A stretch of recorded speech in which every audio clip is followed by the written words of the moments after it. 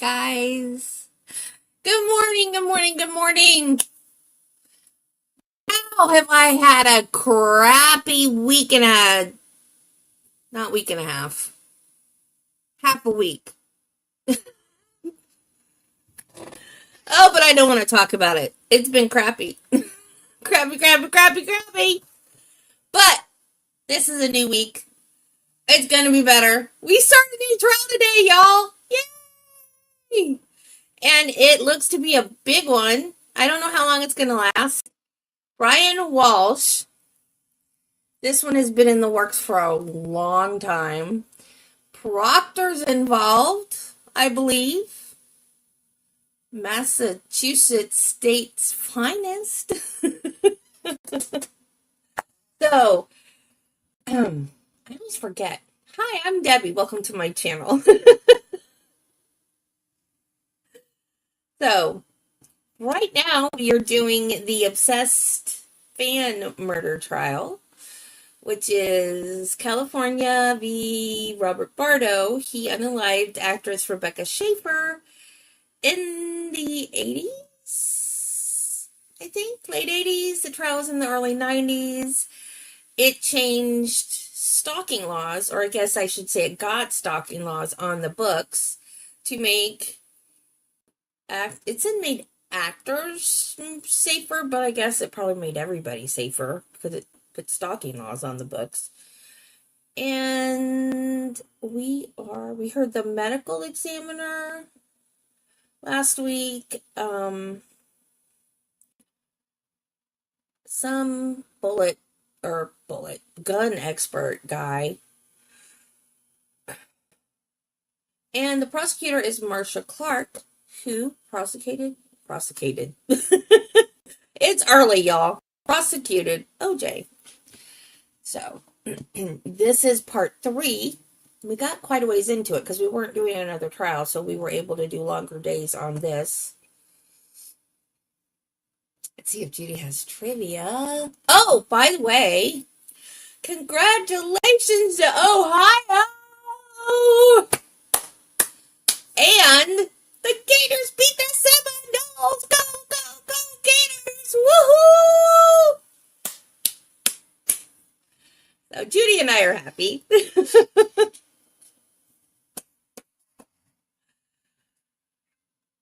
Prior to developing an obsession with Schaeffer, Bardo had stalked child peace activist Samantha Smith.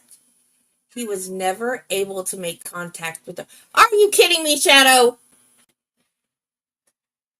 I just started.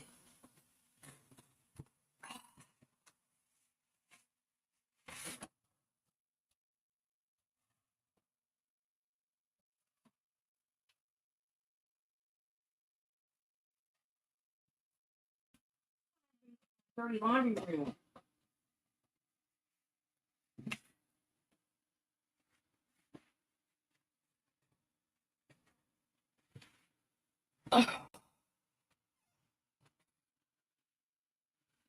Thank goodness he was never able to make contact with her, right?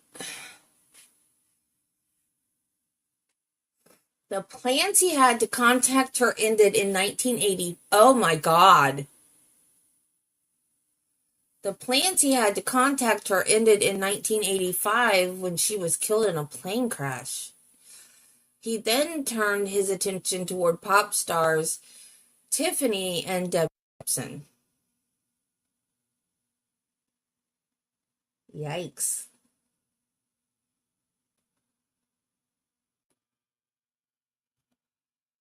Good morning, Judy. Hey, Wiggles. I was not ignoring you last night. I just wasn't paying attention. I was watching Biggin, and I wasn't paying attention. I was playing a game on my phone. So I hear Biggin say, y'all go check out Debbie's channel. She's got a good channel. So I look up, and I see that Carrie had shared my channel, and Biggin had put it on the screen. And then I looked at chat, and I see Wiggle say, hi, Debbie. And then I see Debbie in all capitals. And then a little while later I see, Debbie, why are you ignoring me? I said, I'm not ignoring you. I wasn't paying attention. I heard my name and looked up. I'm sorry you lost your voice. That's terrible.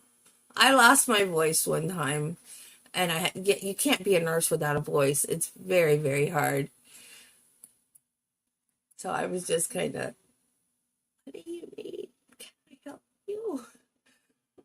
Do you need anything else? It's very hard to be a nurse without a voice.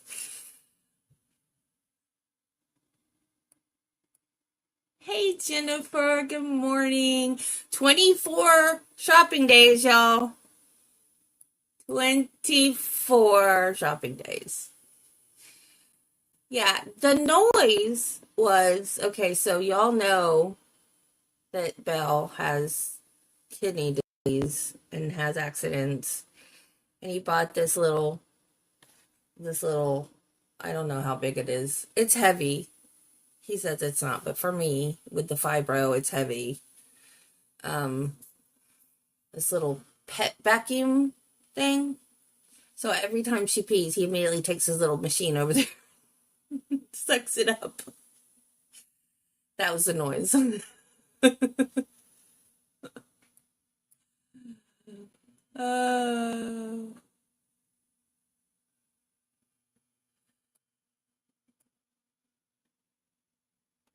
Okay, so I did figure out where we were.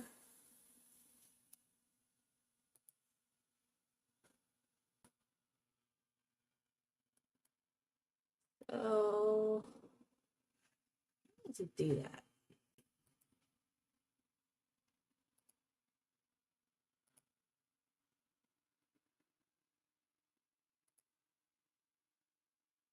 Hey, Carla.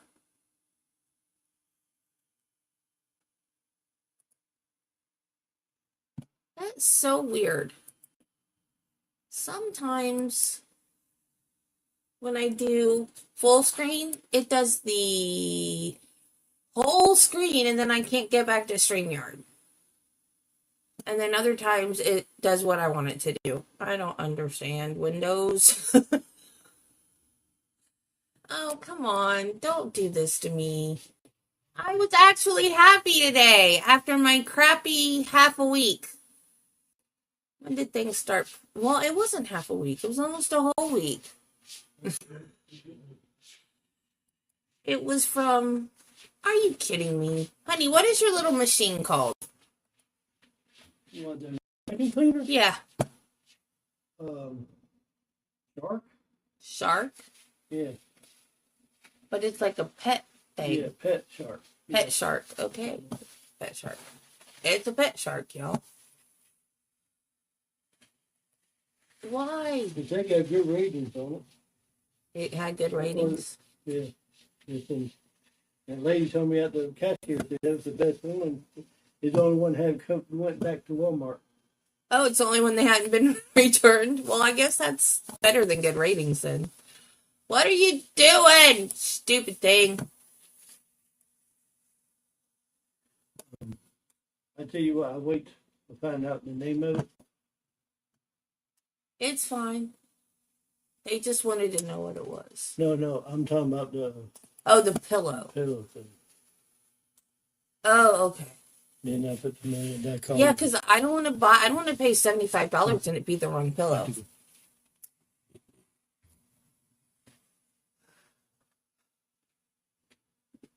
Okay. Where? This guy. No, don't.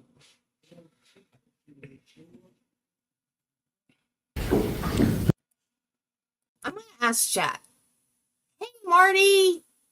Happy December. 24 shopping days left to Christmas. Okay, you guys. So, I have a question for the chat. Travis is having some problems with his neck. And he's having... Oh, bye, Jen. Thanks for stopping by. See you later.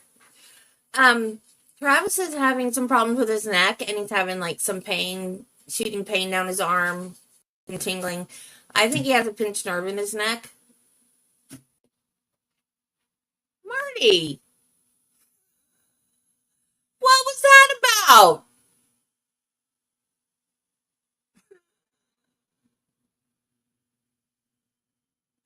What did I do? So, um,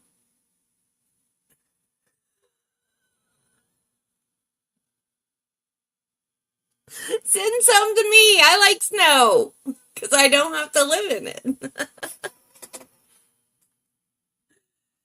um, so he wants to get, his boss had, his wife got this special pillow and she didn't like it, so she gave it to him, and it has helped with like neck pain. And so Travis wants to get one, but he doesn't remember what it's called or anything. So I looked it up, like pillow to help your neck when you sleep or something like that, and we found one, and it's like $75. And I don't know if it's the right pillow, and I don't want to spend $75 on a pillow and it not be the right pillow. So do any of you guys know of a pillow that actually helps your neck when you sleep? Think about it while we start the video, because he's like, I'm gonna go put money in the bank, you order that pillow. I'm like, I don't want to $75 for a pillow. Okay, because I'm just saying, I don't want to pay $75 and it be the wrong pillow. Now I'm gonna have to look it up and see what it was. So, but let's go ahead and start. The defendant is now present. Both counsel, call your next witness, please. Thank you, Your Honor. People call Mr. Jonathan Howard. I forgot what it's called. Jonathan Howard, JONATHAN HOWARD. Mr. Howard, tell us what your occupation is. I'm a talent agent, For what agency? Triad Artists. Hey, adjust your microphone for Okay. you. He's talking to it on the telephone. Okay, sure. How long have you been so employed? Almost 9 years.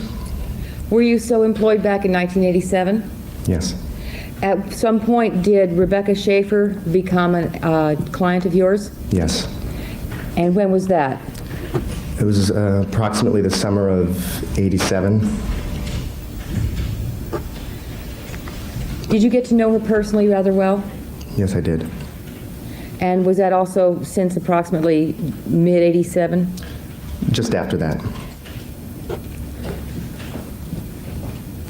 Now, at that time, you were working at Triad, were you not? Yes. Showing you what's been marked as People's 3. Can you tell me if you're familiar with this publicity shot? Very. And this is a picture of Rebecca Schaeffer. Yes. Is this one of the publicity photos that was distributed by your agency? Yes, it is.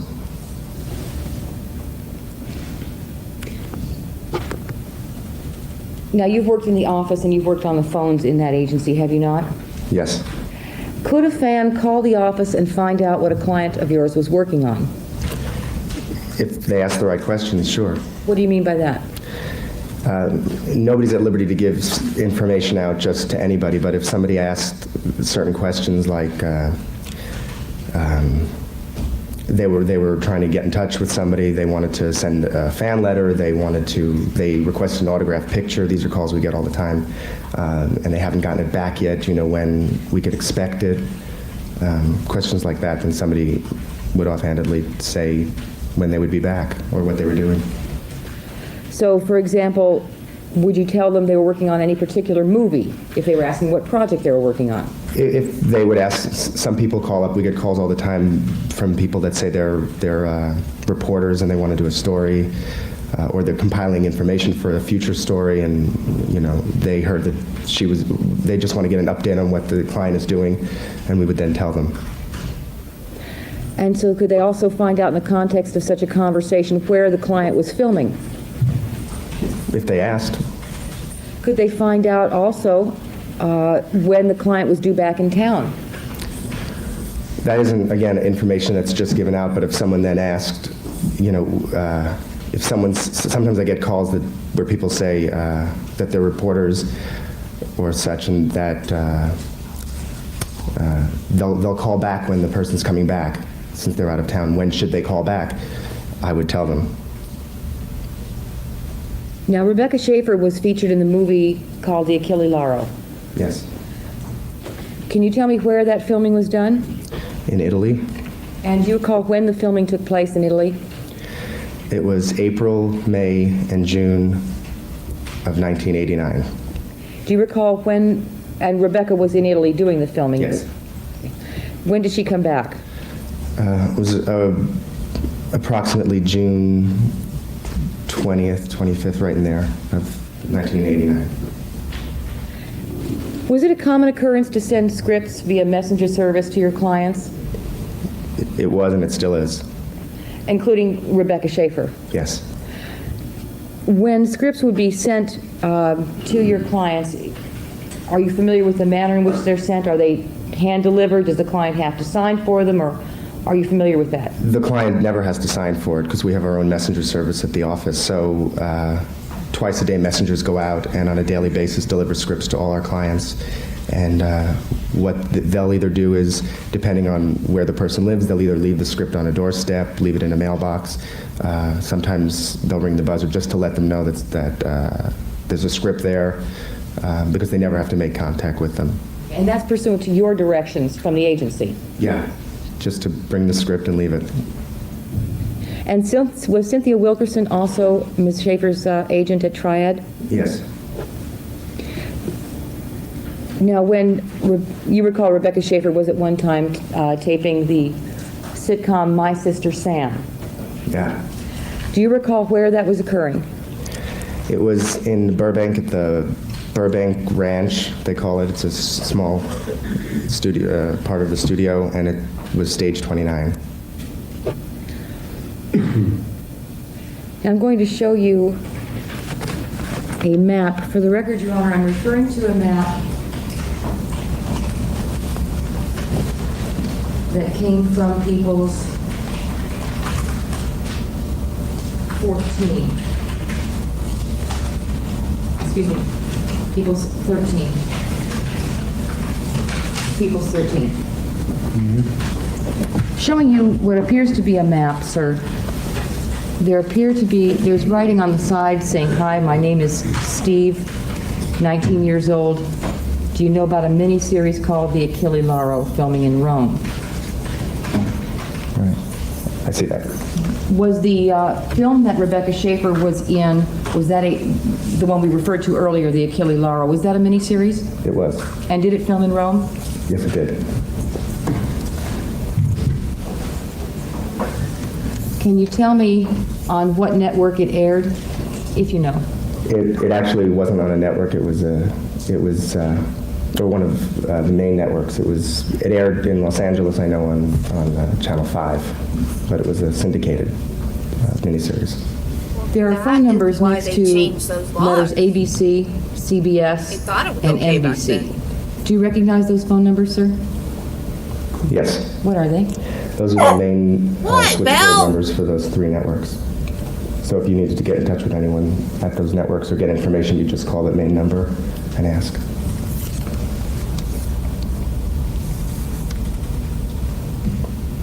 Oh, there's one at Walmart like yours? $30. Would the court like to see this?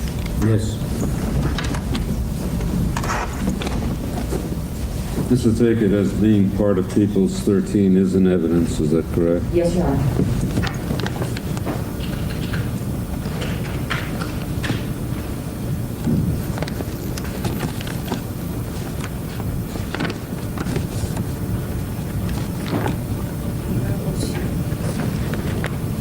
Excuse me, did I say 13, Your Honor?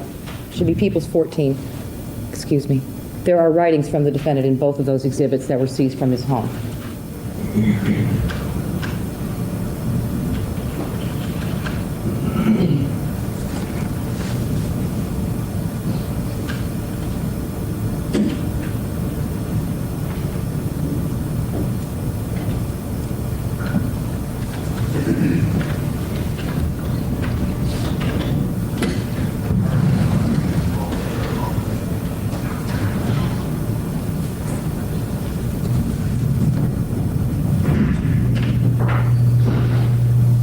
All right, thank you.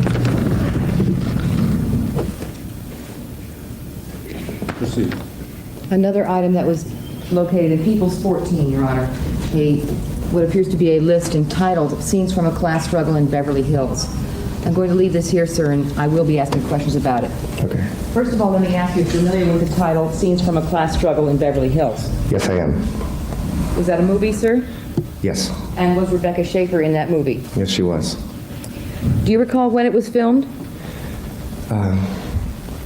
In 1988, I believe it was sometime in the summer And do you recall where it was filmed? in LA. Now, on that piece of paper, do you see the word Orion?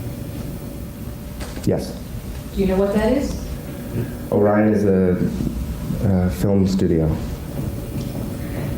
And you also see the word Cinecom. Yes. C-I-N-E-C-O-M. Yes, I do.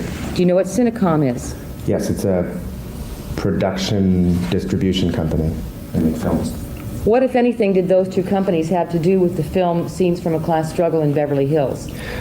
Cinecom was one of the production entities. They co-financed the film and they distributed it.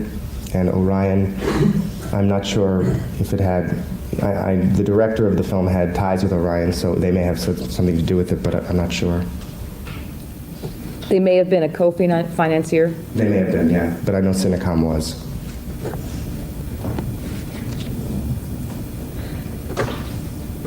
Do you see the names Jacqueline Bisset and Ray Sharkey on that page? Yes, I do. Did they have something to do with Scenes from a Class Struggle in Beverly Hills? They starred in the film. Do you see the words on that page, Hollywood Reporter? Yes, I do. Do you know what that is? The Hollywood Reporter is it's a daily film industry newspaper that has information and on a daily basis. It comes out Monday through Friday, and most people in the industry get it and read it for information. What kind of information does it give? Everything from gossip to people who get jobs behind the cameras, in front of the cameras.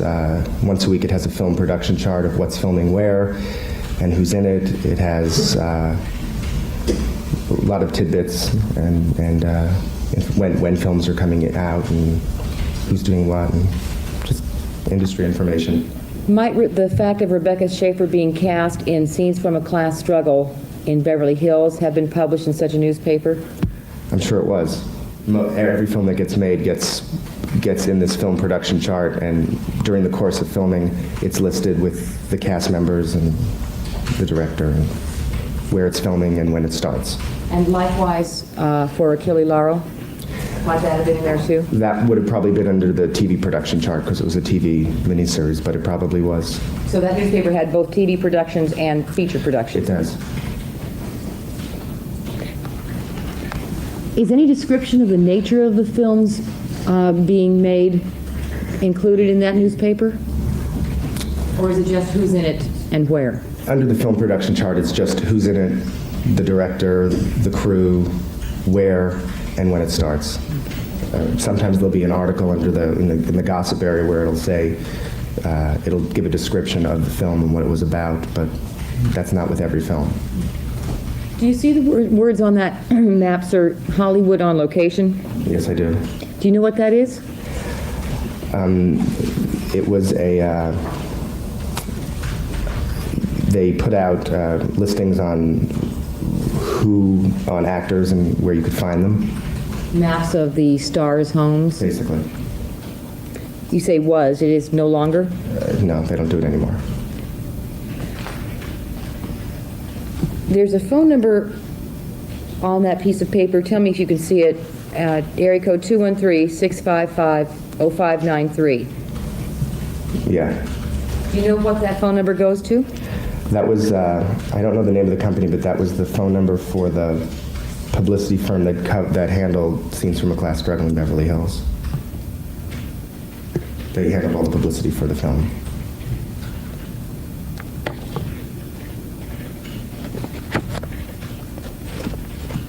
Your Honor, I have here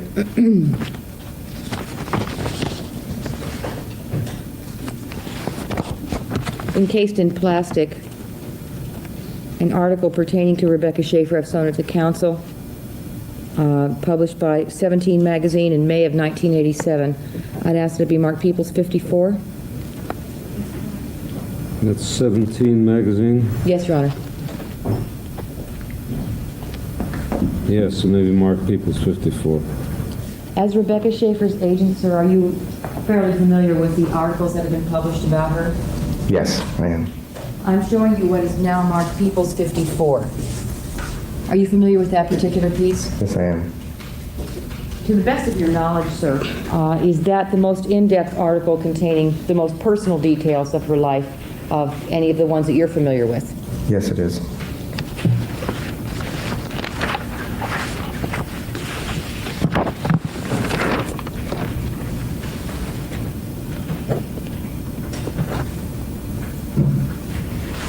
Did you know her favorite actress, that is Rebecca Schaeffer's favorite actress, to be Katharine Hepburn? Yes.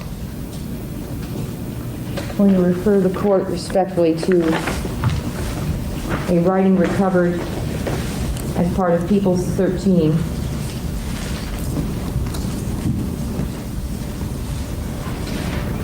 I'm going to furnish it to the court. Respectfully, the lines that indicate what would your idol Katharine Hepburn say.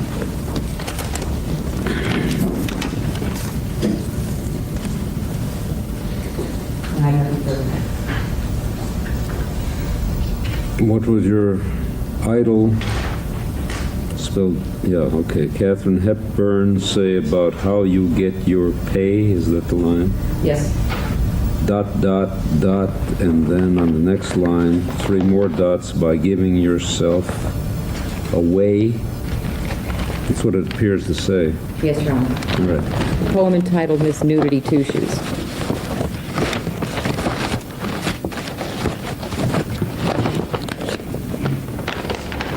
Oh, Miss Nudity Two Shoes, I thought you had more respect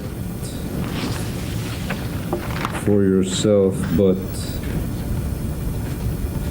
now you're just giving me the blues.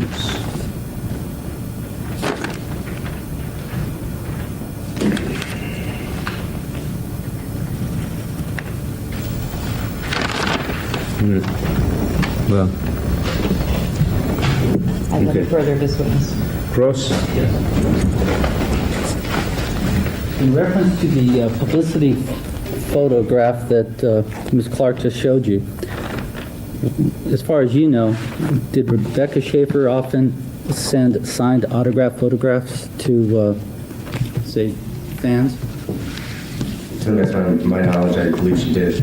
And as far as you know, did she ever respond to fan mail personally? I don't know.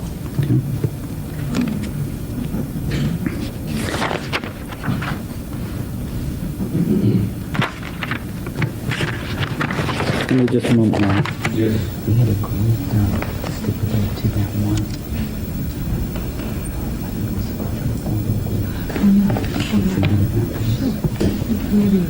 Okay. I also like to take my few. Just a couple of questions. Is that right? Your Honor, Ms. Clark has allowed me to go into a few areas to take him as my witness.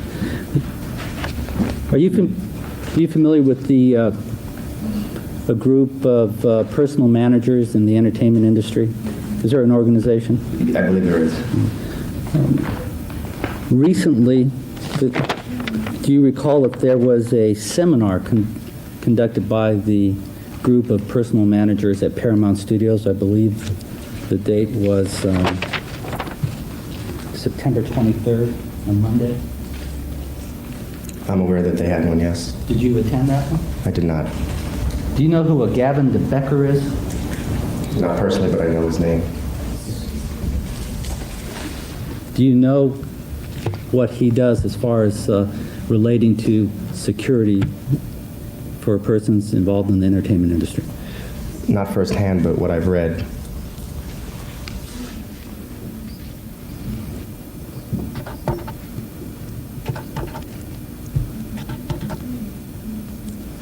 You did not attend the seminar conducted at Paramount Studios? No, I didn't.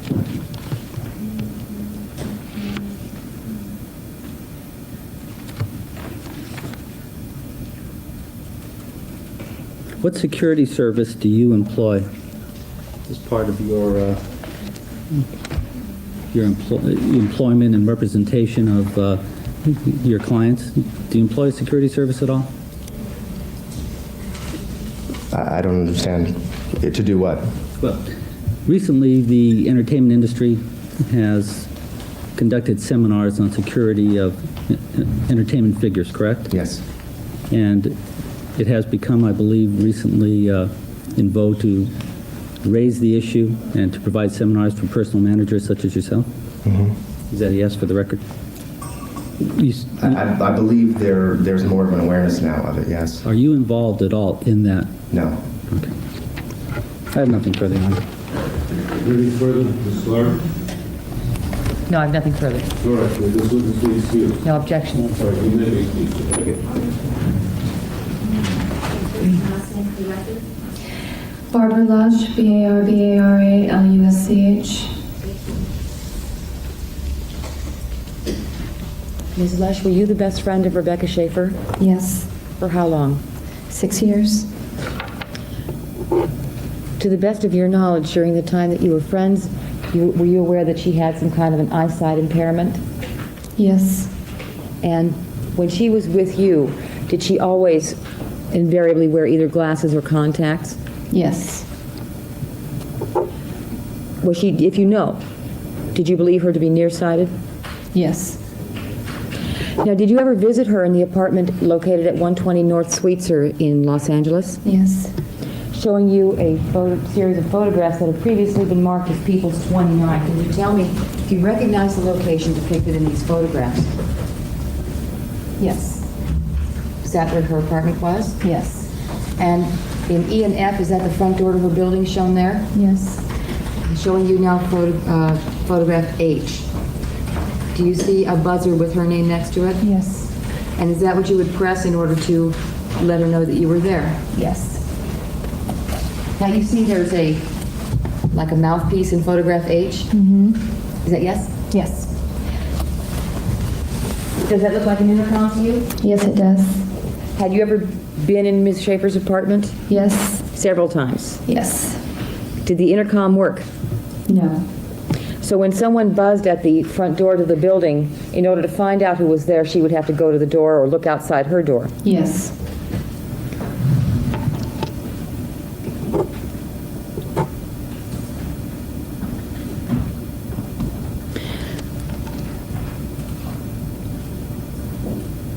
In approximately 1988, are you familiar what kind of vehicle Rebecca used to drive? a little red truck. And before that, do you know what kind of vehicle she used to drive? She had a Volkswagen. Was it a convertible? Yes, What color was it? champagne, a champagne pink. Referring the court respectfully to another item, remove the People's 14, specifically the line with the number 4. So back in 1987, she was driving that champagne pink convertible? Yes, When you say champagne pink, are you referring to a light pink? There are 2 4s on this. I presume from the context of your questioning that you're referring to the uppermost 4, which says, wait till you see plum convertible, and the next word I can't make out on the next line. Is that what you're talking about? Yes, Your All Honor. right, thank you. Was that a light pink? color. It's like a it's not really pink. It's a burgundy champagne, kind of a mauve.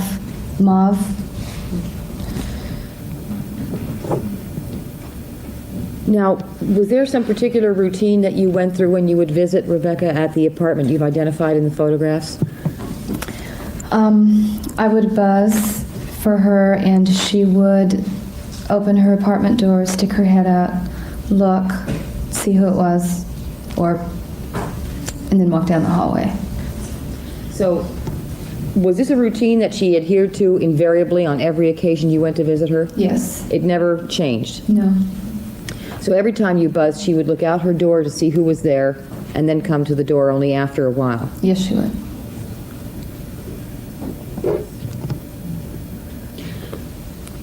How well would you say that you knew Rebecca Schaeffer? Very, very well. You spent a lot of time together? Yes. Share a lot of confidences? Yes. Did you know her to be a very well-traveled woman? Yes. Did you know whether or not she had ever lived on her own outside the country No. or in New York? It's cute, isn't it? Yes. You can't even tell it's lit up.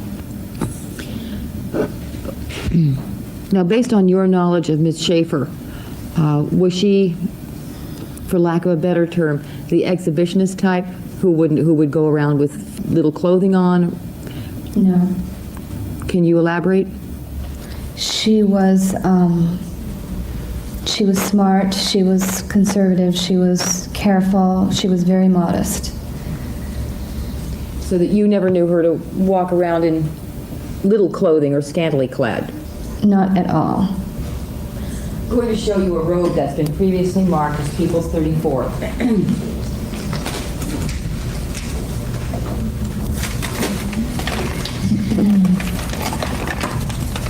Do you recognize that robe? Yes. How do you recognize it? It's a robe she would wear before she would take a shower or after a shower in the morning. Was it a little short robe? Yes. Did you ever see her walking around outside in that robe? No. To the best that you knew her, at least what you knew of Ms. Schaeffer, would that have been out of character for her to go and meet a strange person wearing a robe like that? Yes. I'm going to read a description for you, okay? I'm going to refer the court to what's been marked now as People's 44.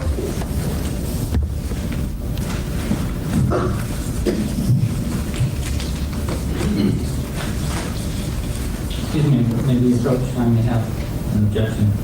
All right, please, an offer, please.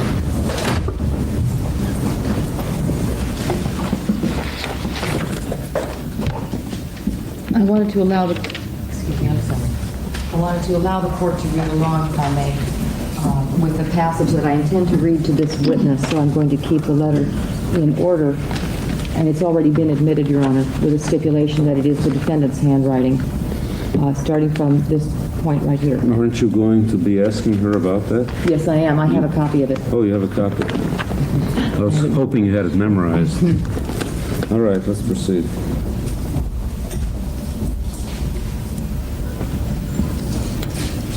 I'm going to read you a description. I'm going to ask you at the conclusion of this reading whether or not this sounds like the kind of dress and the style of dress that you knew Rebecca to wear on casual occasions when she was around her apartment.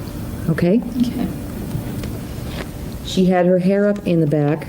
She had brown framed glasses on. She had a baby blue t-shirt on and jeans. I noticed she wore a lot of jewelry, not the expensive type, just a lot of gray type. She had a metal watch band on and turquoise rings on. Yes. That does sound familiar. Yes, it does. The brown frame glasses, are you familiar with that description, those glasses described? Yes. Were those her glasses? Yes. I'm going to show you photographs that have previously been marked as People's 40. Do you recognize this location? Yes. Do you want to take a break? No. What is this? This is the inside of Rebecca's apartment. Showing you the keys that are in the lock inside the door. Do you recall seeing keys in the door when you were visiting her? In the door? Mm-hmm. Yes. No. Okay.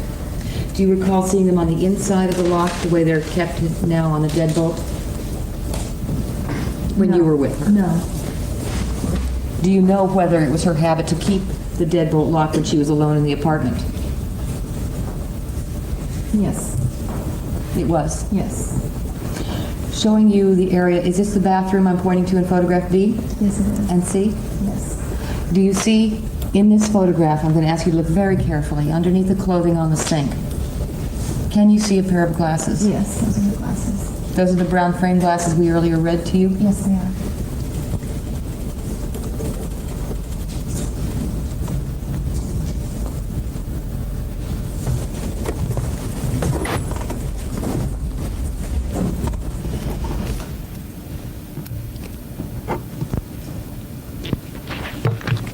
have nothing further. I have no questions. Right, will this witness be excused? No. Yes, she can be She can be There was going to be a question of mine, Yeah. but based on her testimony, we won't need her for that. All right, you may be excused. Thank you. People call Brad Silverling.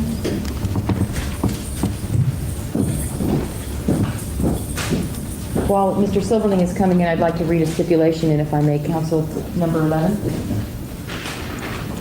Counsel, may it be stipulated that as of March the 4th, 1987, the victim, Rebecca Schaeffer, was diagnosed by her optometrist as being nearsighted with a correction of minus 175 in both eyes, which means she, excuse me, I'm sorry, bless you, Your Honor. Thank you. Which means that she would have been unable to distinguish the features of a person beyond a distance of 9 feet, although she would have been able to see objects generally as far as 70 feet away, in his opinion. Yes, that's the only... What, Spike? I would stipulate that it would be in his opinion. That would be his testimony. In the opinion of the optometrist? Yes. Okay. I missed it. What did the judge do? Brad Silverling, Silberling.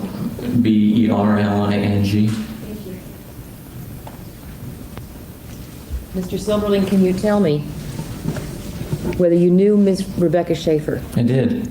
And how did you know her? I was her boyfriend Spike. For how long? over the course of 2 years. During that time, sir, can you tell me whether or not you visited her in her apartment? Frequently. And now I'm referring specifically to the apartment at 120 North Sweetser, Yes. showing you photographs that have previously been marked as People's 29. Can you tell me if you...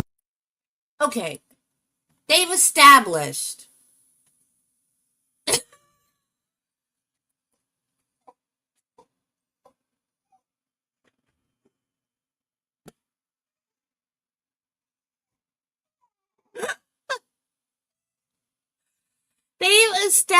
that the intercom doesn't work. Why do they keep asking this question? I don't understand the significance. What is the significance of the intercom not working? Can anybody tell? Am I being obtuse? Like, I don't understand. What's the significance?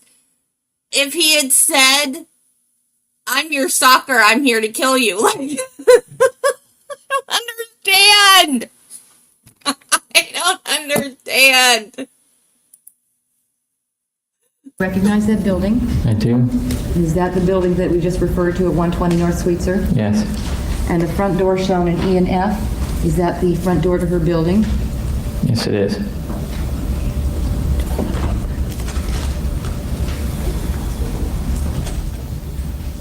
Can you tell me, sir, whether or not there was a particular routine that would occur when you went to visit her in her apartment at 120 North Sweetser? There was. And what was that?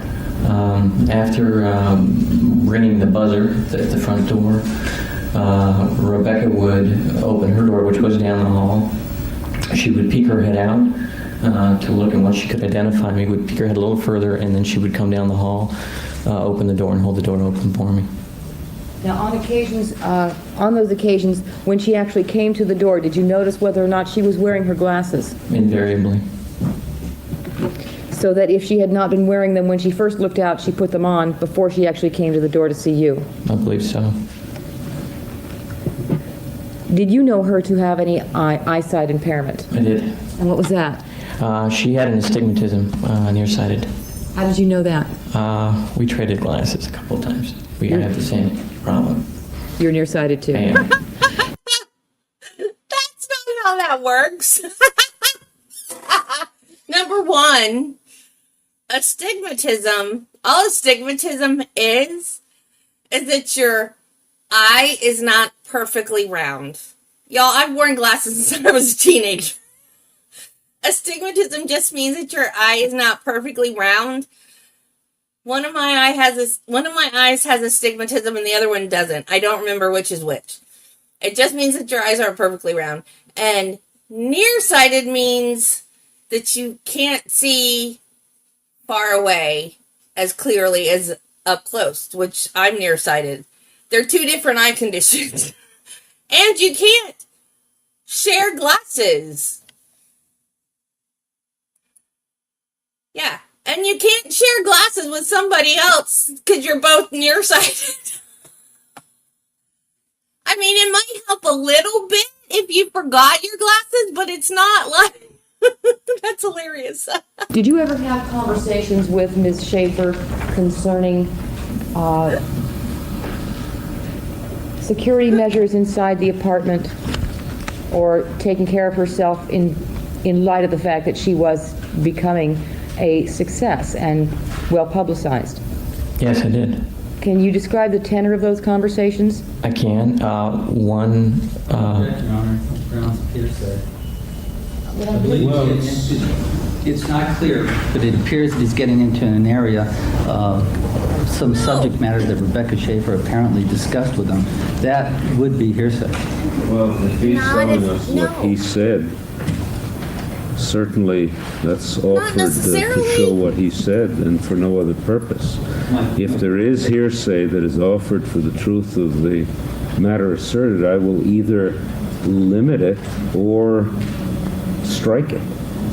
My concern is that the information not come out so that you don't have to strike it. I prefer that they be ordered to limit it. I'm capable of evaluating it, but the probabilities are, as I see them at this point, without knowing like, you can't put the poop what back he's in going the- to say, back in that the he instructed horse, her Judge. on certain precautions to take for her own safety. Oh, Those okay. are not assertions that are susceptible of being either true or That makes false, sense. but merely directions, and therefore, under our definition of hearsay in this state, which is Wigmore's, they're not offered for the truth, but merely to show that they were said. If, on the other hand, other matter comes out which is offered for the truth and can have no Exactly. other relevance, then I will strike them. Let's proceed and see what comes out. Yeah, Pertaining exactly, to the sweeter Wiggles. apartment. Yeah, right. Exactly. That only matters if there's a jury there, because you can't put the poop back in the horse. Because if the jury hears it, they can't unhear it. Like, even if you strike it, a jury's heard it. Strike, to me, as a human being, if I was on a jury and they were like, strike that, you didn't hear that, you're still going to remember that. That's still going to be in the back of your mind. Even if you never even talk about it in the jury room, you heard it. But if it's not a jury and it's just the judge, that doesn't really matter. Because the judge is going to weigh everything lawfully. So he's being proactive when he doesn't need to be. But maybe it's a habit. You know, because like they're so used to doing it, maybe it's just a habit. Because they're more used to jury trials. Shortly after Rebecca moved in, she had occasion to be frightened one evening and phoned me, and we talked about her concerns, which were that the intercom system did not work, and that she had to make a visual ID anytime there was somebody there, and was aware from at least a good year earlier, from 1987, or a year and a half earlier, that she would receive mail, that she would receive, I believe there was a phone call at one point up in Portland at the home of her parents. So she was aware of the potential for problems and was also very cautious. As an individual, you mean generally speaking, apart from this problem of being an actress and being in the limelight, she was a cautious person? Absolutely. Taught me a lot about that.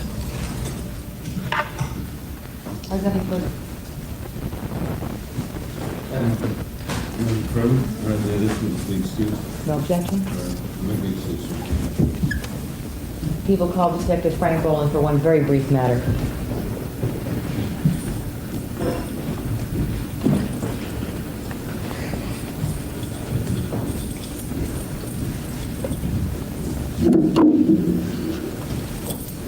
He's still under oath, Your Honor. Detective Boland, did you go back out to the scene and retrace the steps from the point where Oscar Marino indicates that he crossed paths with the defendant to the victim's door? I did. And did you measure precisely the distance between those 2 points? Yes, with my roller meter. And what is the distance, sir? 199 feet. And walking at an average pace, how long did it take you to get there? 43 seconds. I have nothing further. No problem. How many feet was that? 199. 199, all right. All right, thank you. You may be excused. With respect to the testimony of Mr. Silberling, it occurs to me that I volunteered to strike any information that might be admissible for the truth of the matter asserted, and there would seem to be some material there regarding the assertions of the victim that might be so admissible. However, I find them to be subject to the exceptions to the hearsay rule known as state of mind contained in 1250 through 1252 of the Evidence Code as statements of state of mind to show future conduct, and therefore they will stay. I'm only doing that because I volunteered to strike it on my own, so. All right.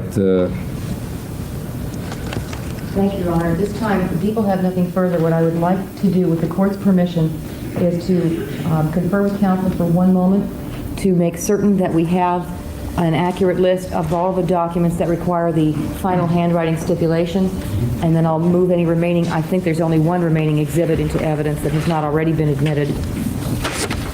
That'd be People's 54, the magazine article. All right, I haven't seen that. And I believe counsel wanted to put in... Two proposed stipulations as well. All right. Number one, is there any objection to the introduction of People's 54? No. All right, that'll be received. Stipulations. Need down a moment. Sure. Your Honor, pursuant to our discussions, I believe, yesterday, I will offer the following stipulation. The counsel cannot be stipulated that Judge Bogoni can consider and take into evidence the transcript and the court file and pleadings relating to a motion that was heard in Department 102 on the clergy penitent privilege having to do with letters allegedly penned by Mr. Robert Bardo and sent to the minister, Mr. Cirulo. We discussed it. Yes, counsel, so stipulated. Also, I have, Your Honor, a document which I would mark the defense Exhibit A. Everybody does, Marty. If you're subscribed I am marking to a channel, you Xerox have to have a copy. YouTube However, I page to believe be that, subscribed. Ms. Clark has the If you original. don't have for the one, you're court. just a guest and you can't subscribe. Counsel, can it be stipulated that defense Exhibit A Oh, cool. is a true and accurate copy of a page out of Rebecca Schaeffer's appointment book, turned over to you by, I believe, Ms. Schaeffer's father. Yes, so stipulated, Your Honor. I would indicate to the court that all I have is a Xerox copy, but I have no reason to believe it's anything other than true and accurate copy of the original. And that is the only stipulation that I have to offer. However, I believe Ms. Clark and I have discussed moving into evidence some additional letters that were marked, or a letter that was marked, and I'll let her address the court on that issue.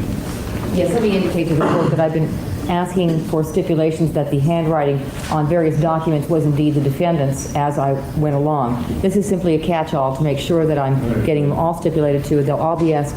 I was earlier not going to admit one of the letters by agreement with counsel. I will admit that letter as well.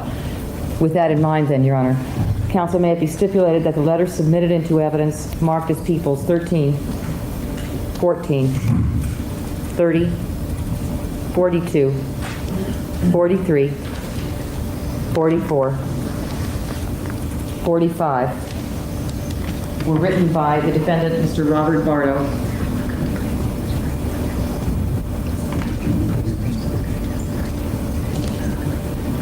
and that the defendant is right-handed with respect to his handwriting. So stipulated, Your Honor. That's limited then to the handwriting. Yes, Your Honor, and the people I believe that all stipulations and all evidence having been received, people rest. Let me just clarify something for the record. Regarding my consideration of the transcript the proceedings that occurred in Judge Connor's court, Department 102, you are not asking me to redetermine the applicability of the clergy penitent privilege, but merely the stipulation is that I can read them for content. Is that correct? Read them for content and consider all of the evidence that was introduced in relationship to... Other exhibits in addition to the transcript? There were exhibits, but I believe you have the exhibits anyway. They have been remarked for this trial, is that correct? Because there were some exhibits that were marked and reference was made for the proceedings in another court. Yes, may I clarify? I had earlier marked, and my tag is still on, the letter to Robert Cleese, which is now People's 42, I marked as Courts Exhibit 5 for the purpose of that hearing. So you do have that, and it's in the form of People's 42. The letter in question was, of course, People's 43. Yes. There was something else concerning the regulations of the jail, the operation of the jail, that I marked as a Courts Exhibit. We would ask the court to consider that. We are asking the court to consider all of the evidence of that hearing because it bears in relationship to direct exam and cross-exam. May I inquire as to how long these proceedings are in terms of pages? I would say it was brief, Your Honor. Brief, all right. Furthermore, I'm not sure that I have those transcripts.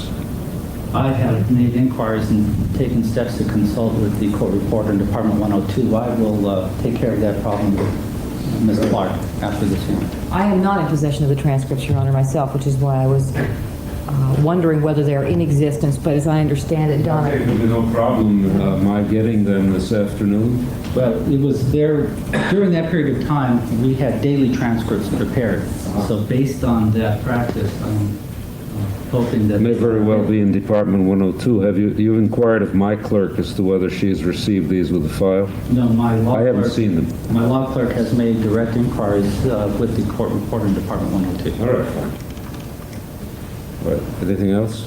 Yes, it's my understanding, Your Honor, just to clarify that we are not relitigating the privilege issue. We are simply admitting that transcript for the benefit of defense counsel in argument concerning the defendant's state of mind. Another new Yes, printer? and also the issues to his knowledge as to whether or not his letters were going to be reviewed for content. Hello? That issue came up during the people's case. And let me state that I would not allow relitigation at this late state or any other state unless there was some showing as to some new case that might be relevant to the... I'm not trying to exclude them, I'm trying to include them. So I know that. I can assure the court I do not intend on relitigating. We want to make sure the record knows that. All right. Anything else? No, Your Honor. Thank you. I take it then you rest? Yes, people rest. All right. Now, we've had some discussion in chambers regarding a time, and we have changed the time for the argument. You haven't made a formal motion under 1118. Do you wish to do that now?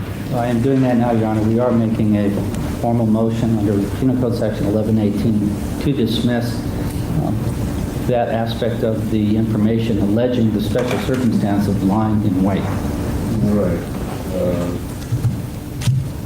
People have submitted points of authorities, Your Honor, but we will request leave of the court to argue in response to defense counsel's motion at the appointed time tomorrow. All right, and we have discussed 8:30, and now we've settled on 11 tomorrow morning. Is that correct? Yes, Your Honor. All right, fine. All right, this matter then is continued until 11 a.m. tomorrow for consideration of the motion. Okay? Thank you. Thank you, Your Honor. This is part of an exhibit also here. Yes, thank you, Your Honor. You have the envelope as well. Where?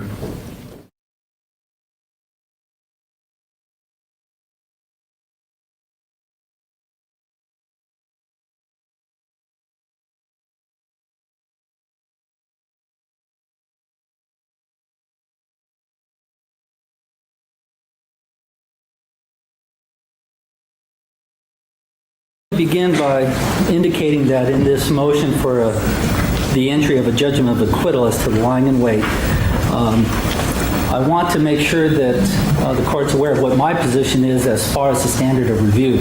It differs somewhat from the standard of review proffered by the district attorney in her moving papers. And it's our position that what this court is being asked to do is to determine whether or not, based on all of the evidence that has been presented thus far, the court can say that the court would find Mr. Bardo guilty not only of first-degree murder, but also that murder was committed while lying in wait. Now, it's our position that That's how I understand my job is at this point. Okay. It's as if the trial had stopped now.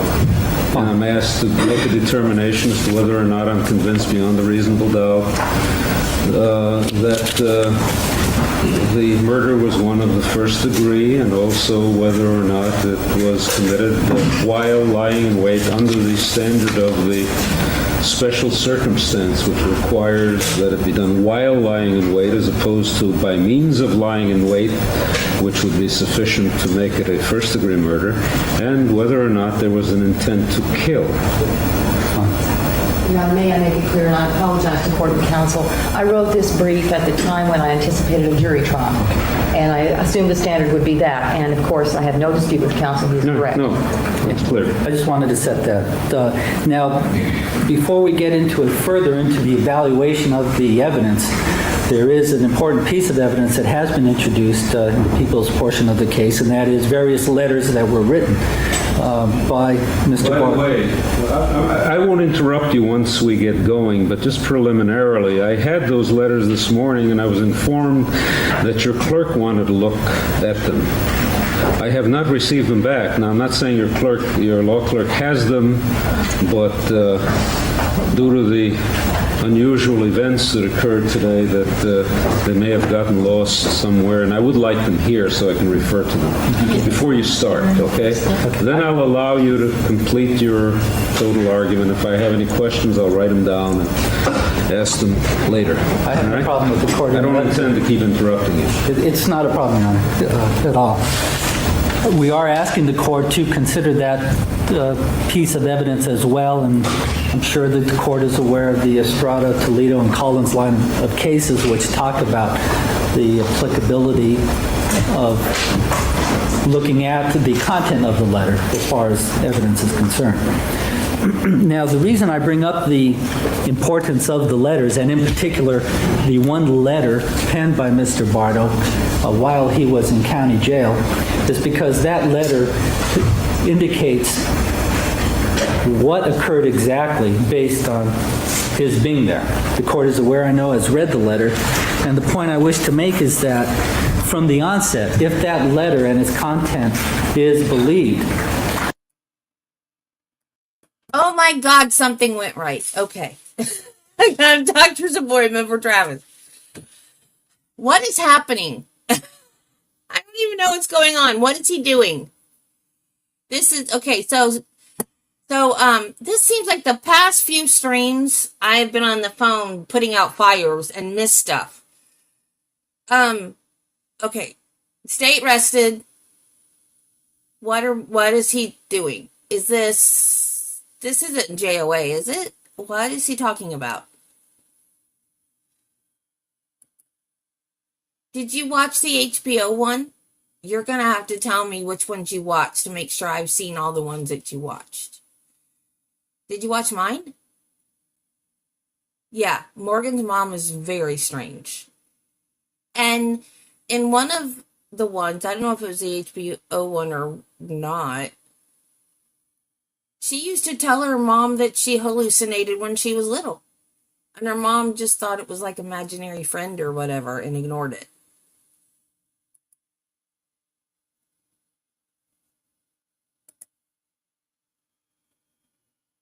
Then clearly there is no lying in wait based on all of the evidence that's been presented. I want to argue that those letters are reliable. They're reliable because they're not hearsay. They're reliable because they're a declaration against penal interest on the part of Robert Bardo. They're evidence of his mental state, and we've stipulated to the fact that Mr. Bardo did write those letters. And as far as we're concerned, the letter was written under circumstances which have an indicia of reliability. Namely, there's no evidence to suggest that he knew that the police were going to get a search warrant and seize the letters at the place that they were mailed. No reason at all, no evidence at all to jump to that conclusion. So, once again, if the account of what occurred at the time of the shooting, as indicated in the letter to Robert Cleves, is true, I would think that the court would agree with me that there is no line in the way. Are you asking for an answer, or do you wish to continue? Rhetorical, Your Honor. Okay, rhetorical. Now, this threshold case is, of course, People versus Morales on the lying in wait area. And I want to stress that at least as far as we're concerned, Morales is significant only in that it changes the requirement of physical concealment and says you only need to conceal your purpose. But in all other regards, the law of lying in wait has not been changed by Morales.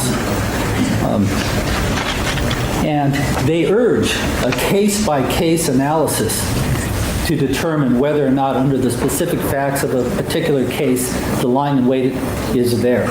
And they go on to state, and I know the court is familiar with the case, that mere concealment of purpose does not constitute lying in wait. They make that absolutely clear at the very beginning. Because, as they note and acknowledge, many routine, and that's their word, routine murders are committed by means of concealing one's purpose.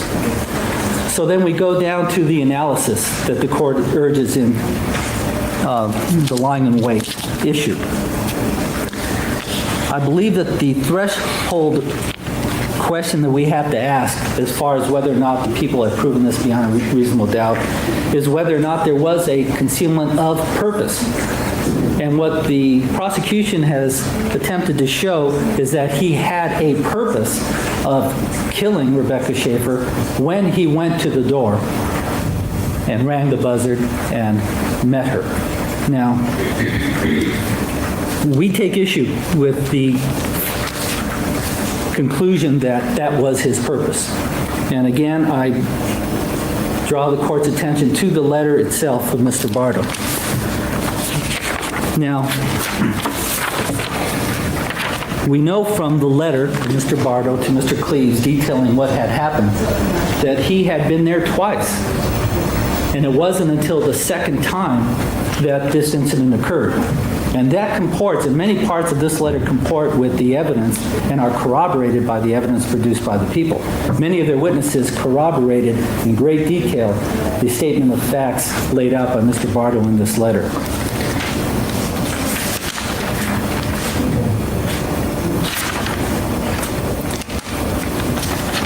Drawing the court's attention to that letter, he indicates in reference to the second time, going back on the same day. After he left the first time, he says, I thought about how I succeeded in meeting the girl I love dearly. I tried to... Refer me to a page, please. I remember reading that, but I would like to read along with you. Page 3? All right. He says, as I left, I thought about how I succeeded in meeting the girl I loved dearly. I tried to find the bus stop and go home. I thought of... Just a moment. What is the exhibit number? 42, Your Honor. Yeah, I had 44, which is a similar letter written to the same person. There's only one letter that details an account. No, I know that, but what I want to do is have the right one while you're reading. Because page 3 of the letter I was reading, which was written on identical... Your Honor, the letter that counsel reads from, at the top of it, says 6 with a circle around it. At the very beginning. I'm holding page 3 in exhibit 42. At the top, does it say? It just says page 3. And which is actually should be page 5, since he writes on both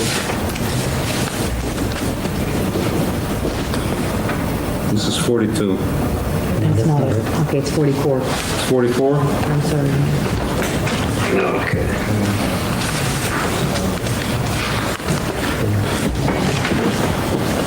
Okay. Here it is. Where's the circle with 6? That's at the beginning, page 1. Oh, page 1. Okay. But we're on page 3. All right.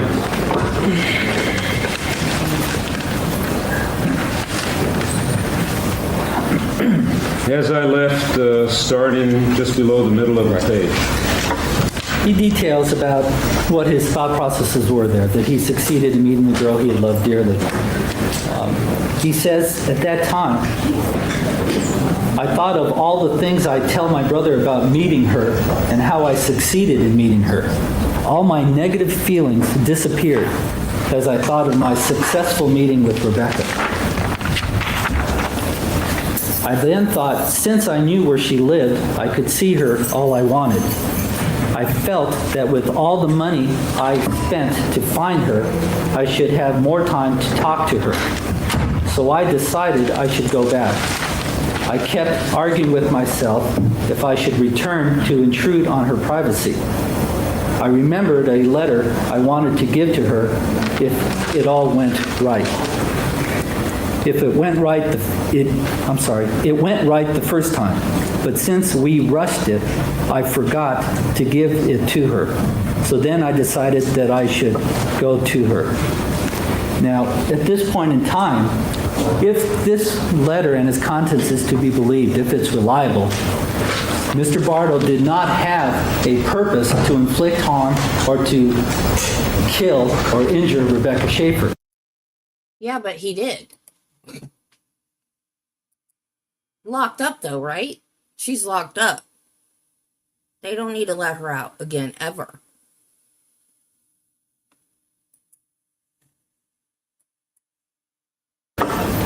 The whole threshold question of lying in wait as to concealment of purpose falls, because lying in wait addresses that the issue and the purpose that is talked about is the purpose to injure and to hurt. Our position, quite frankly, is that this proves that he did not have that purpose. He continues, Your Honor, all I thought about the gun was if I should put it back in the holster. I opened the gun chamber and took a bullet from my pant pocket and put it in the last open chamber. I thought that was all my bullets. I forgot I had some in my shirt pocket until later. I figured after I left Rebecca, I'd walk to Hollywood Boulevard to catch a bus, since I knew Hollywood Boulevard and the bus stops to the downtown area there. I knew I would encounter trouble there due to my last visit to LA in 1987. Hollywood Boulevard has a lot of crackheads who do not mind robbing. I wanted to be prepared because in late July of 1987, I'd been robbed twice by black men. I was unarmed then. First one. Okay, he so took the my gun was for his Walkman protection. and U2 war Sure. tape. Also, Okay. he took my dignity. The second time, the black guy, another crackhead, took my dad's binoculars and ran off with them. I was devastated. This time I would not get robbed, so I filled the empty hole in the gun barrel. It was a light grain bullet. It was lighter than the others. I didn't trip on it. Again, if that statement and the account is to be believed, we have the reason why, or another reason why Robert Bardo had the gun. It does not fit the pattern of evidence that the district attorney is drawing. That is that his purpose in having the gun was for the singular purpose of shooting Rebecca Schaeffer. He did. He details now in the following paragraphs precisely what occurred. And keep in mind, Mr. Robert Bardo is the only eyewitness to the events that transpired. And this is, I would submit, the critical passage. The second time, directing down to the middle of the page. So I went to Rebecca's home. Like I said, I didn't trip. I rang the doorbell again, no answer. I rang again, no answer. Then she came. She was dressed in a light blue silk kimono. Her hair was combed back. She had her head looking down. Then I said through the door, "I forgot to give you this letter. I forgot to give you this letter." I was waving it so she could see it. As she approached the door, she said irritably, "You mean you came to my door again just to give me a letter?" I was stunned and pissed. Then she opened the door and demanded, "Okay, give it here." She had a cold look in her face. In my mind, I said, "Fuck that.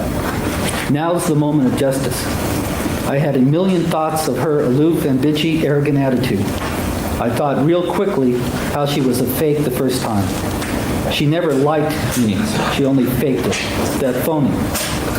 I took the door from her and said, "And I forgot to give you this." She stood back and just stared at my bag as I pulled it to firing range. Boom. Blood came from her chest. This passage is critical because if believed, or if it raises the question as to whether or not it should be believed and is reliable, it's clear that the formation of the intent to injure, to fire the weapon, occurred not as a plan, a part of a plan or a purpose, but was spontaneous, based on his perceived rejection by Rebecca Schaeffer.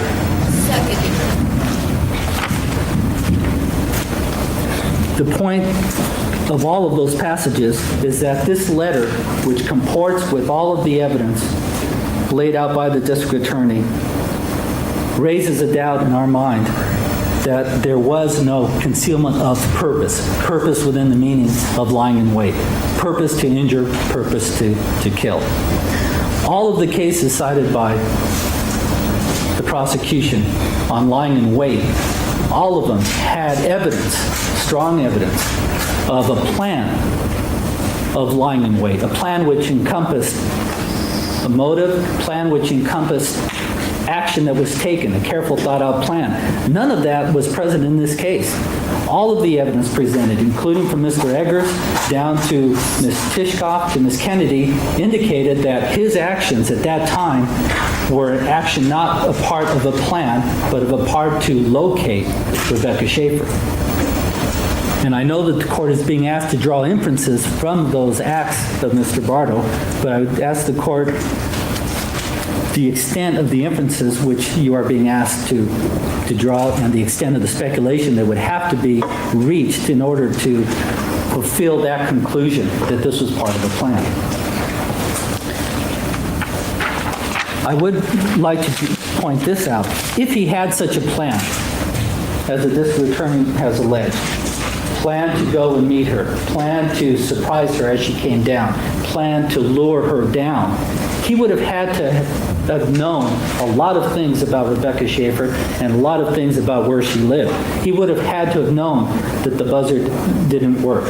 He would have had to have known her routine of, as we know now, of opening the door, looking down the hallway, according to the boyfriend, and making sure as to who was there before walking down the hallway and opening the door. There's no evidence at all to suggest that Robert Bardo knew anything about her routine, anything about where she even lived. The witnesses stated that a man walking from her apartment, directly from her apartment, was approached by Mr. Bardo and asked, "Is that an apartment or is that a house?" So clearly he didn't have knowledge of where she lived or the inner workings of her routine or how her apartment was situated or the buzzard situation or anything like that. So again, I'm stressing that there is a reasonable doubt here as to whether or not the threshold requirement of concealment of purpose has even been met. And if we don't have that, then the lying in wait falls, clearly. But we go further than that because Morales also does require this substantial period of waiting and watching, or watchful waiting as it's referred to sometimes. Now, Morales suggests an evaluation of sorts. And I feel that the reading of Morales indicates some sort of a plan on the part of a defendant. I'm suggesting there was no waiting and watching at all, not the way it is defined by lying in wait. None of the evidence supports the conclusion that Mr. Bardo waited and watched for an opportune time to act. all of the evidence. Ms. Tishkoff with the phone call at 8:39 in the morning, the observations by Ms. Kennedy all occurred at least, it seems, an hour before the actual event.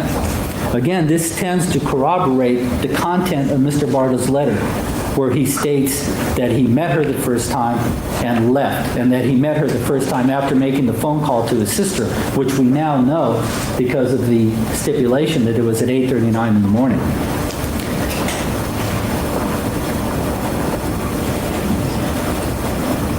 One of the issues on the substantial period of waiting and watching, as raised by the Domino case, which we provided to the court this morning, tends to indicate and show that even if you have a period of waiting and watching, if that is interrupted at all, and I believe that the term they used, if a cognizable interruption separates the period of lying in wait from the period during which the killing takes place, that element then ceases to exist. And that is what I'm submitting to the court, with all due respect, occurred in this case. We know through Mr. Bardo's letter, again, evidence introduced at the People's case, that there was a first meeting. And we know from his letter that after he left the first time, all his negative feelings disappeared. At that moment, there was a cognizable interruption between the theorized lying in wait activity and the actual event of the shooting. Again, if the letter is accurate or constitutes reliable evidence, then clearly the lying in wait elements are not here. The watchful waiting, it seems to me, based on the evidence that's been presented, began, as the district attorney has theorized, with his contacting Mr. Zinkas, with his asking Ms. Tishkoff if she had seen Rebecca Schaeffer around, with asking the man who was entering the cab if this was an apartment or a house. If it ended, and even if you can consider that to be some part of watchful waiting for an opportune time to act, it has to flow. The watchful waiting and the act have to flow from that activity, and it didn't. There was this interruption. Asking you to fast forward in time when he's going back to the apartment, there was no watchful waiting. He wasn't even around. We know that because one of the neighbors, I believe it was Lynn Marta, was outside of her apartment. She was outside of the apartment, could see the front of Rebecca Schaeffer's apartment, could see up and down the street, and Mr. Bardo was not around. And that was about, I think she said, 5 or 6 minutes prior to 10. She got up at 10 o'clock, went to the front door to pick up papers. Robert Bardo was not observed to be around anywhere. He certainly wasn't hiding anywhere in the front of her apartment, because Miss Marta would have seen that. You can tell that by the photographs. She went to the back of her apartment to throw away the papers, went into the back, the side, entering her apartment, came out again, if I understand her testimony correctly, came again to the front of the apartment, and Robert Bardo wasn't there. And it was only a few minutes after that when the event occurred, as related by Mr. Bardo and other witnesses, where the shooting occurred. So arguably, that period of watchful waiting, as defined by the cases, interrupted and was not present prior to the shooting. Those are the important germane issues as we see them, as to why the lying in wait has not been met. The elements just aren't there. The lethal act did not flow continuously from the theorized concealment and watchful waiting. And there's one other point that I feel falters as far as proving this case beyond a reasonable doubt at this juncture as to the lying in wait. It's our position that the district attorney's burden is also to prove that Mr. Bardo had the required mental state for lying in wait at the time of the commission of the offense. Now, there has been very little evidence from which the court can glean accurately what his mental state was. Simply stated, there has been no proof as to whether or not he possessed the required mental state other than the letter. And again, I've said if the letter contents are true or to be believed or raise a reasonable doubt, that alone should suffice for a favorable ruling. But it's our position that the district attorney is required to prove that Mr. Bardo possessed a mental state equivalent to premeditation and deliberation as far as the lying in wait is concerned, that he engaged in some sort of a weighing process whereby he considered the pros and cons. Because the jury instruction on lying in wait refers to the mental state. And intent to kill isn't enough. Intent to kill does not establish the required mental state for lying in wait. And it refers in the jury instruction 8.25, the type of mental state that is required, and they state that it is a mental state equivalent to premeditation and deliberation. And we know from 8.20 that what that standard is. So for all of those reasons, Your Honor, we feel that the evidence does not rise to the level of proof beyond a reasonable doubt as to those elements. Thank you, Mr. Goldman. Ms. Clark? Mr. Honor, let me begin by indicating to the court, and I had intended to do that earlier, and I extend my apologies at this time.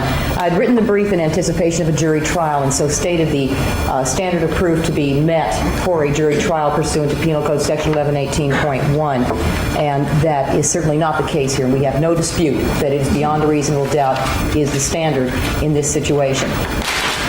Let me also indicate that with respect to the factual analysis that I present in my moving papers, it was written without the benefit of some very critical evidence that came to light after the point in time when I was able to write this motion. And so there is a certain markedly different slant to the argument that I'll be presenting to the court today. I'll also indicate for the court's benefit that I abhor the common practice of restating what's already written in the motion, so I'm not going to restate the legal points and authorities I've already written. I'm not going to restate my arguments that are presented in the writings that I've already presented to the court and counsel.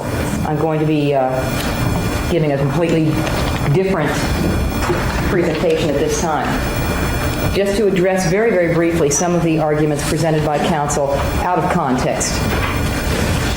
I agree that mere concealment without watching and the watchful waiting is clearly not enough. And I think that I have pretty well addressed that in my moving papers.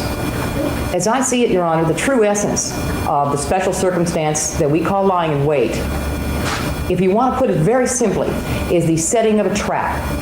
And that's what distinguishes it from a regular premeditated murder.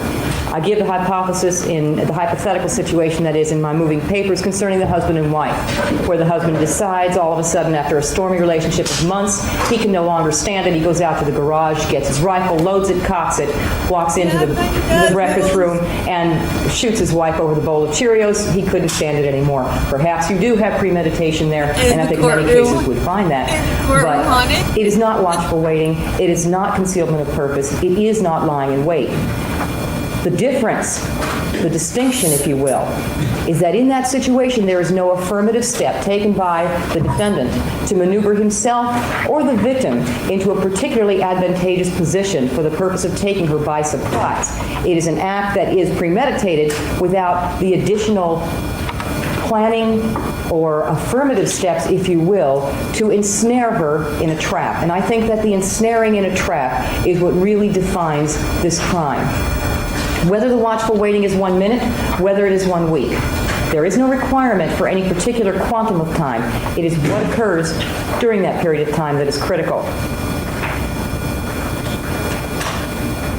The problem with counsel's argument concerning the credibility of the letter written to Mr. Cleves by the defendant from custody is that it asks us to believe that after weeks of planning by this defendant at a given moment, conveniently, just before the murder, the intent to murder drains away like some kind of poison and then magically resurfaced at the moment of the murder. To merely state this kind of points up the speciousness and the fallacy of the argument. But it actually goes further than that, Your Honor, because the evidence refutes the credibility of the statement. And that's what I'm going to go into in my discussion now. With respect to the Domino case cited by counsel, lastly, Your Honor, that case dealt with the issue of cognizable interruption, and it dealt with a situation where the defendants, after engaging in what might be termed a period of watchful waiting, lapsed a period of hours during which the defendants were engaged in numerous other activities that were not at all directed towards the ultimate murder that was committed. I don't think that's our issue in this case, so I'm not going to address that any further unless the court asks me to do so. But in this particular case, Your Honor, in order to see how the special circumstance is proven in this case, all the evidence must be put into context and considered carefully in the cool light of logic. In that light, the reasonable inferences that must flow from the evidence are not simply rational implications, but are conclusions which reason and logic compel. To begin with, we have a young girl who has more than the average life experience, one who was described by her closest friends as cautious, conservative, and aware of the security risk posed by the non-functional intercom in her building. She was not the sort of person who would have knowingly confronted a stranger dressed in only a short robe without even her glasses to aid her in identifying an unexpected visitor, even a delivery person. This simple fact was brought out with eloquence by her closest friends who described her invariable habit of always checking to see who was at the door before leaving her apartment. Now we put into place the facts established by the witnesses who had contact with this defendant, and when that is done, the following picture emerges. This defendant formed an obsession for Rebecca Schaeffer. He wrote letters to her, tried to see her, and tried to obtain her phone number for some 2 years before the murder. In order to dissipate the concern engendered by his relentless pursuit, he used at least one alias, that of David Carlisle, and possibly another shown in the writings that we've introduced into evidence, that of Steve or Steve Young. When all of these attempts proved futile, he hired a private investigator, Anthony Zinkas, to locate Rebecca on June 1st, 1989.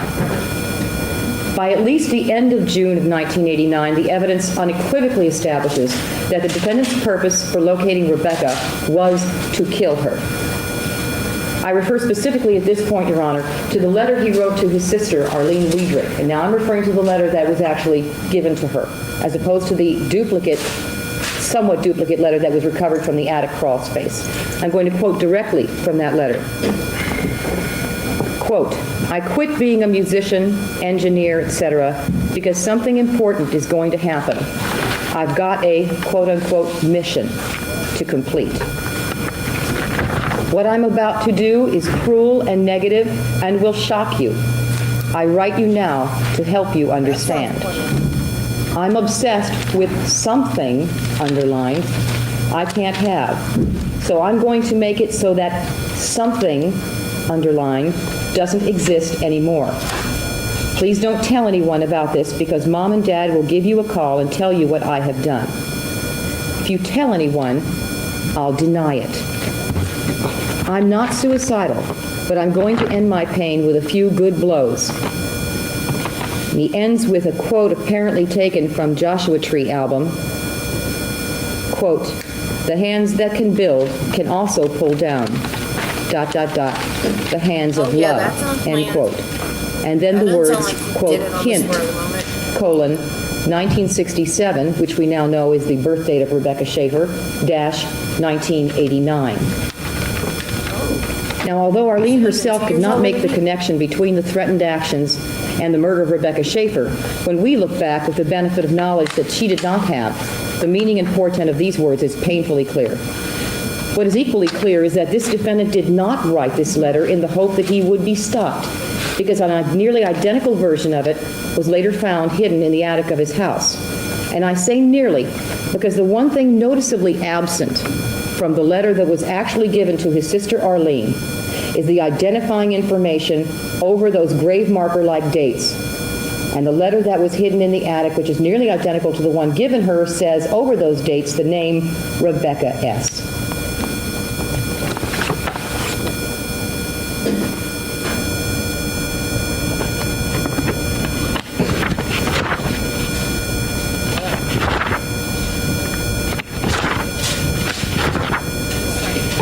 That letter also indicates a P.S. That is why I told you I wanted to live in L.A., California.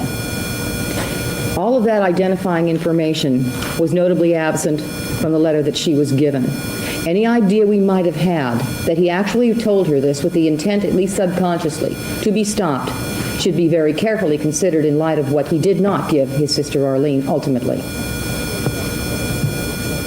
The obvious point here is that the defendant removed the identifying information, I think, that might otherwise have alerted Arlene to what his mission really was. I point also to the letter that he wrote to the rock star Bono of the group U2, and I quote again from a letter that's been placed into evidence, in which the defendant states, quote, "Because of Rebecca's childlike innocence, I would live in hell if she betrayed that image. If she became one of the young actresses nowadays who are sexually uninhibited, I would kill her. Exit was a song to me about cold-blooded murder. I would kill Rebecca in cold blood if she became a screen whore."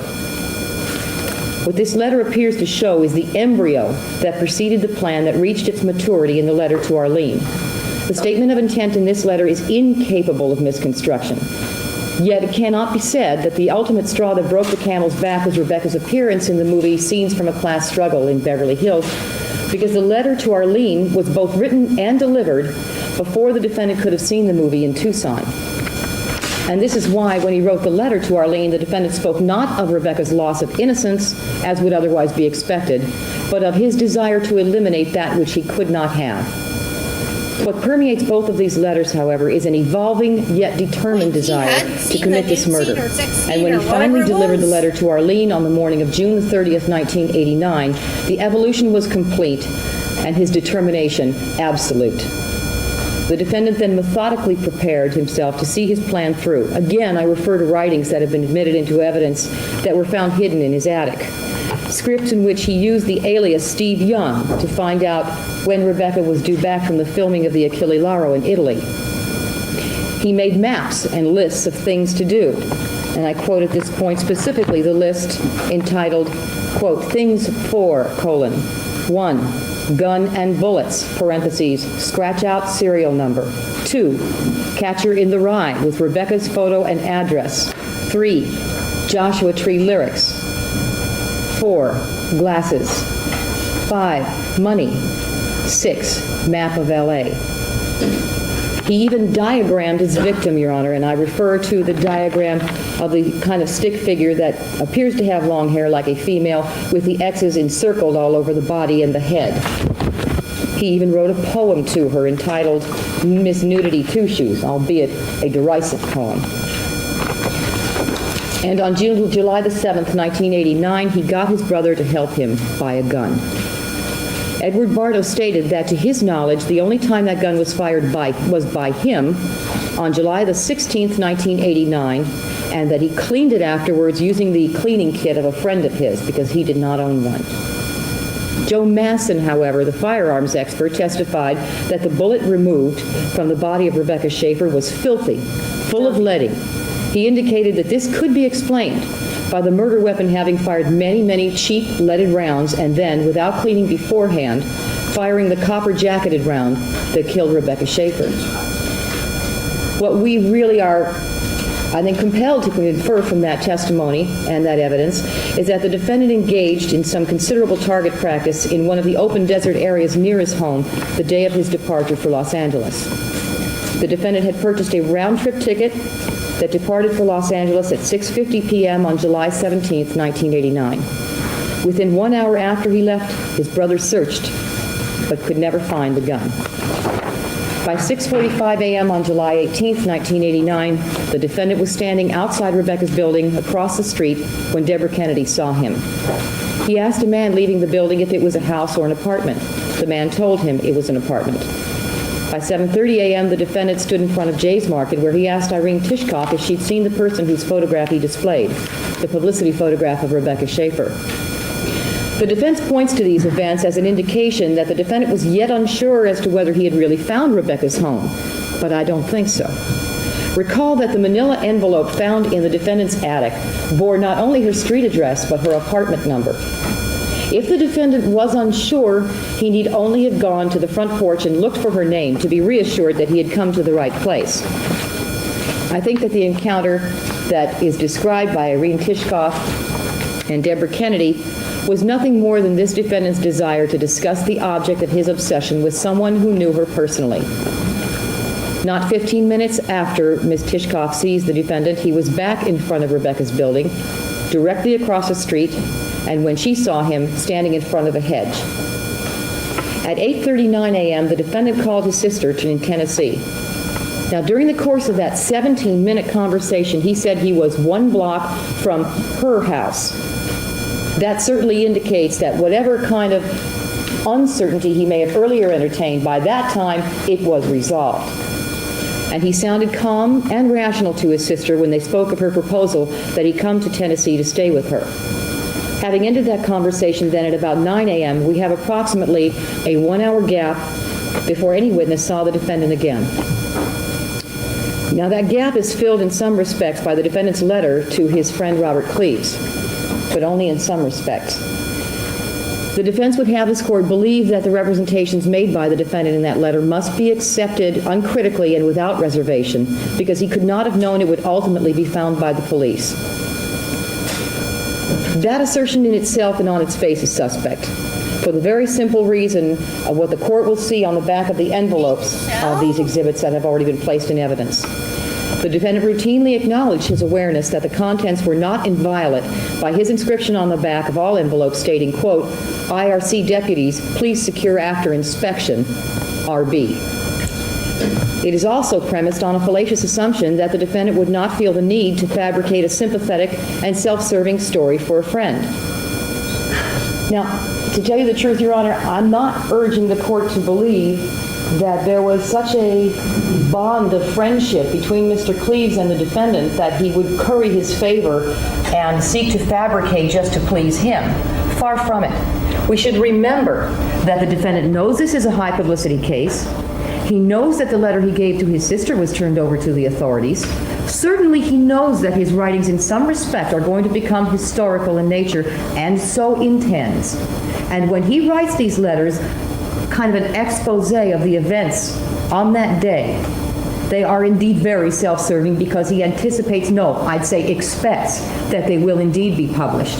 And in that light, desires to paint himself in a sympathetic light and give self-serving statements that will save him from being ultimately convicted of the crime that he truly committed. With that very reasonable motive in mind under all of the circumstances, I would say then it's incumbent upon us to parse very carefully through the statements in that letter to determine what is corroborated and what is refuted if we are to know the truth of what occurred when the defendant confronted Rebecca twice at the front door of her building. First of all, we can see that the defendant's description of her building, the mailbox, and the clothing she wore is corroborated both by the photographs and the testimony of her closest friend, Barbara Lush. And the court is respectfully directed to the photographs of the interior of the victim's apartment in the bathroom, where it shows a light blue shirt, it shows the brown framed glasses, and it even shows the silver ring, all consistent with the defendant's description of what she was wearing the first time he saw her. These clothes were ultimately apparently left where Rebecca placed them before taking a shower and putting on the blue robe. So we do have corroboration for the defendant's assertion that he saw her once before the murder, dressed differently than when she was ultimately found. What is uncorroborated are his alleged thoughts and feelings about the victim after the first encounter and the true nature of that first encounter. The defendant claims to have had a pleasant conversation with Rebecca the first time in which he identified himself and shook her hand. But note that even he states in that letter that she was behaving cautiously and she would ask him not to return to her front door. Although the defendant claims that it was only during the second visit that Rebecca showed any annoyance at seeing him, we know by the testimony of Lynn Marta that no such conversation ever occurred. Ms. Marta's testimony made it abundantly clear that the only event preceding the shot was Rebecca's arrival at that door. Certainly no conversation occurred, as the defendant claims when he stated in his letter. I want to quote this conversation and consider the context. Quote, "Then I said through the door, I forgot to give you this letter." Bear in mind, he's talking about talking through a closed door. This is quite loud. "I forgot to give you this letter." He repeats it twice. "I was waving it so she could see it." As she approached the door, she said irritably, now this is before she's opened the door, Your Honor, as she approached, "You mean you come to my door again just to give me a letter?" I was stunned and pissed. Then she opened the door and demanded, "Okay, give it here." None of that is at all consistent with the testimony of the witness who was closest to that front door other than Rebecca Schaeffer, who said that it was a mere split second after Rebecca Schaeffer passed her doorway that she heard the shot and that there was no conversation whatsoever. So I would suggest to you, given the specificity of the statements that the defendant recounts at that second meeting, that perhaps such statements were made, or something like them. And I suggest that instead, what the defendant attributed to occurring on his second visit actually occurred during the first visit. Thus, he was essentially rebuffed by Rebecca, who was apparently, by the defendant's own statement, made very uncomfortable by his appearance at her front door. It is true that the defendant could not have known the intercom wasn't working when he pressed the buzzer the first time. So when she came to the door, he was indeed surprised, although not unprepared. You'll notice that the defendant said in his letter he pondered whether to put the gun back into the holster after the first visit. This means, of course, that he had it out of the holster at the ready when he first saw her. Thus, his intent at the time of the first visit cannot be doubted. Had things gone as planned, they would have spoken on the intercom, and Rebecca would either have come out when he was prepared for her, or he would have waited for her to come out later. But that didn't happen. Rebecca came to the door and caught him off guard. Although he claims that she stepped all the way out onto the porch, that claim seems most unlikely to be true. Given what we know of her and the defendant's failure to accomplish his goal at that first visit, what makes more sense is that she just cracked the door open to speak to this stranger carrying a bulky plastic bag, and thereby made it very difficult for the defendant to get into firing position before she would have the opportunity to close the door or flee. So they spoke briefly, and he was turned away. By now, he has the lay of the land. He knows now that the ring of the buzzer will draw her out, and based on their first encounter and Rebecca's expressed desire that he not come to her front door, he also knows that she will not open the door to him again. So he devised a slightly new plan. This time, he would take her completely by surprise and ensure his success. By his own admission, the defendant filled the one empty chamber he left in his gun before he went back to Rebecca's door. He claims he did so because he'd be heading back through Hollywood where it was dangerous. We know that's specious nonsense, Your Honor. If that was the reason, then why not wait until after he has already seen Rebecca? Certainly he was not afraid that she was going to mug him, nor does he ever say so. And if that was the reason, then why did he throw the gun away immediately after the murder? And I submit to you that the defendant intended to get rid of that gun, because I cannot think of a more logical thing to do than scratch out the serial number of a gun you intend to dispose of. In case it is found, it cannot be traced back to you. This is just one more example of many where the defendant fabricated exculpatory explanations for highly incriminating evidence that he knows he must refute in order to avoid responsibility for the crime he truly committed. The defendant then falls back to regroup and plan his next attack. Just a half hour later, he returned to complete his mission. If we piece together the testimony of Lynn Marta and Oscar Marino and the paramedic, the events unfold as follows. Lynn Marta arrived home at 9:55 a.m. and waited in her car until 10 a.m. She saw no one on the street. She went to the front porch, picked up junk mail, took it around the back of the building, came to the front again, saw a kitten in the front area of bushes, went in to get food for it, took the food out to the cat, and went back into her apartment for the last time. These events in total may be estimated to take roughly 5 minutes. Oscar Marino, shortly after 10 o'clock, had just finished parking a car on the east side of Sweetser and was on his way back to the parking lot when he passed the defendant on the west side of the street as the defendant headed south towards Rebecca Schaeffer's apartment. Oscar then walked through the parking lot, went into the office, got a key, came back out, and parked the car on the east side of Sweetser, just north of Rebecca's apartment. As he pulled the car out of the lot and drove it and parked it, then exited it, he indicated to us that he looked up and down the street but did not see the defendant. Marcia, this is the He crossed the street, and as he got to the west side, he heard the shot. Oscar Marino estimated that between the time he last saw the defendant and heard the shot, 5 to 10 minutes elapsed. Detective Boland stated that the distance from where the defendant and Mr. Marino crossed paths to Rebecca's apartment was 199 feet, a distance it took him, walking in an average pace, to cover in 43 seconds. We have then a minimum of 4 and a possible maximum of 8 to 9 minutes, during which the defendant had the opportunity to watch, to wait, and to act before the fatal shot was fired. Now we return to the defendant's statement. He admittedly returned to Rebecca's door 1/2 hour after his first visit. He claimed to have rung the buzzer twice before she responded. And Is this quote clothing or from that letter, JOA? where he states as follows, Your Honor, quote, "I rang the doorbell again. No answer." He's waiting, Your Honor. "I rang the doorbell again." Okay, hang on. We got to go to the other trial. They've been going for at least an hour. Does the defense put on a case? Yes, so this is JOA. This isn't closing. Okay. Right? Let me see. Where are we?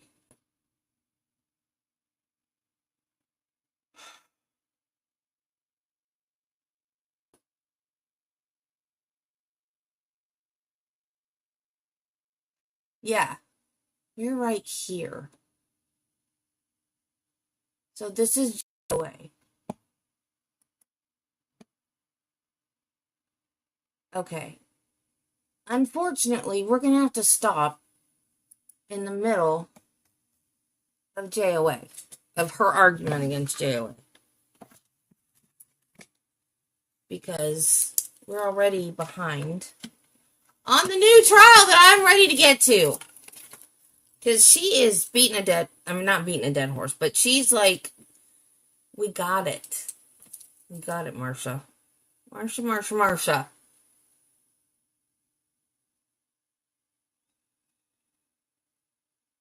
Okay, so. And we can't finish that tomorrow because Travis has a doctor's appointment. I gotta go with him.